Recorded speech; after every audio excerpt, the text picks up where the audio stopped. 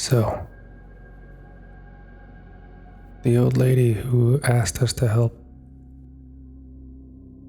do you believe all those things she said about having seen things? It's hard to believe some of the things she was saying and claiming. About how, at one point, whatever it is attacked her at night so much that she was forced to leave. An abandoned haunted house is far-fetched, don't you think? I should be used to it by now, but for some reason, this one feels different. Of all the cases we've investigated, this home in particular does give off a spooky vibe. I mean, just look at the windows. Covered in black film? I've never seen that before. It goes way beyond the dust and grime you'd expect to accumulate in an untouched space. And the building mold doesn't grow normal. And building mold doesn't grow like that. From the middle of the window outward. It's like whatever is in there is rejecting sunlight. And all the grass and shrubs look dead. But not dead in a normal sort of way, you know? That slow browning, withering caused by unnourished soil? No. It's like they're rotting. Moist and black and thick with sludge. Plants don't die like that. She really must want to sell this house if she's willing to pay us full pop for our help. I know she's wealthy and all, but even the upper class wouldn't hand over $7,000 to people like us if they didn't believe in some sort of darkness and it had taken over. She must be desperate. Maybe the stories about this place are true, or somewhat true. I guess we're about to find out. This one might be a real test. Not the usual hocus pocus places we find, all superstitious and no substance. You brought extra batteries, right? Just in case. If there's something lurking in there, it'll surely drain our energy sources much faster than usual. Before we go inside, let's review the plan. The first objective is to confirm the veracity of all these crazy ghost stories she claims are true. Once we go in, we need to thoroughly sweep the entire place, attic to basement, no area untouched.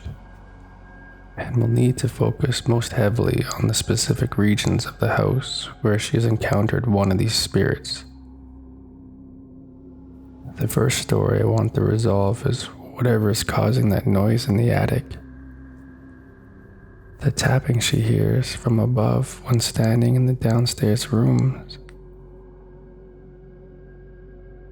The stories claim that some dark spirit lives in the attic, and each night it drags its human corpse back and forth across the floor, periodically tapping at the ground, trying to wake its deceased body.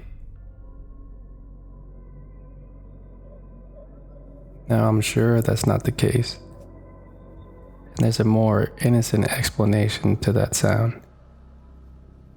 But either way, the attic is an important piece to this puzzle.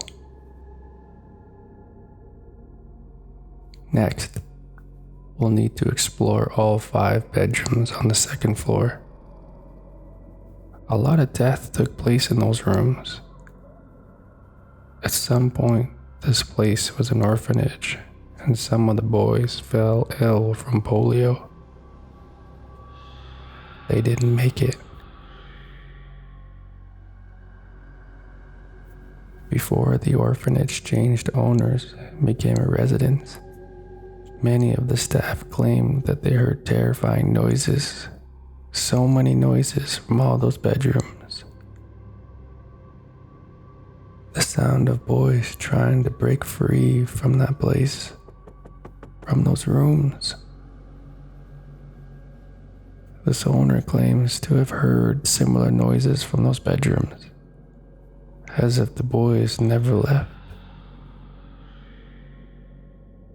And then there's the story of the supposed visions of a grown man's body hanging from the chandelier in the main living room, and the creaking at night as the chandelier swings back and forth with the weight of his body. The list goes on. There's the kitchen.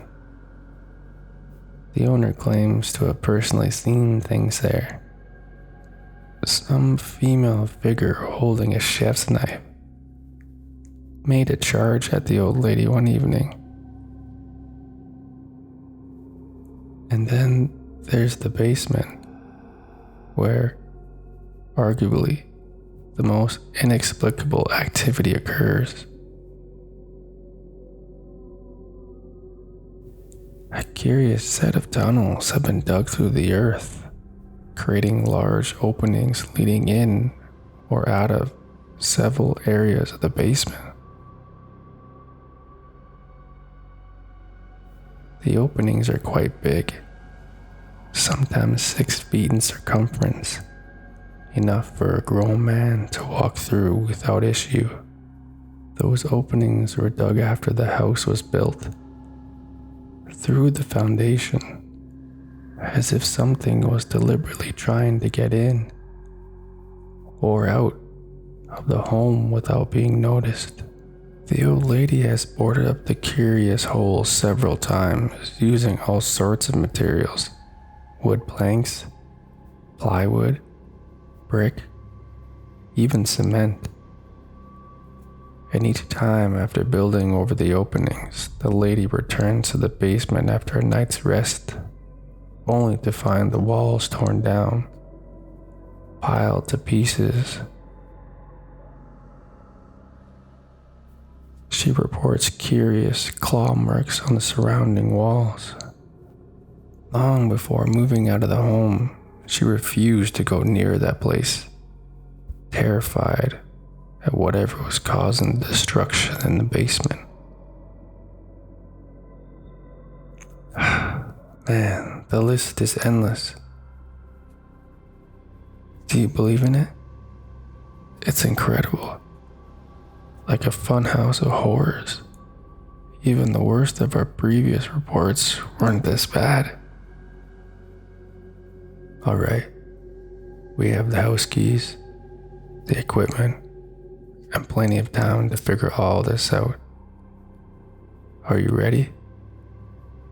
Help me carry the gear in. We can set up shop in the dining room. From there, you'll take the lead to inspect the house, area by area. I'll monitor the equipment as you go, noting any unnatural energy spikes, noises, visuals, or the usual. If we don't get a good read the first night, just remember, we have a lot of time. I brought enough food and water to last 3 to 4 days at least. So, we're covered. But once we're inside, we're not leaving until we're done. Alright? Okay, agreed. Wait. What was that? Did you hear that? Oh my god, something's screaming. I can hear it. I can hear it in the wind. It's coming from inside the house.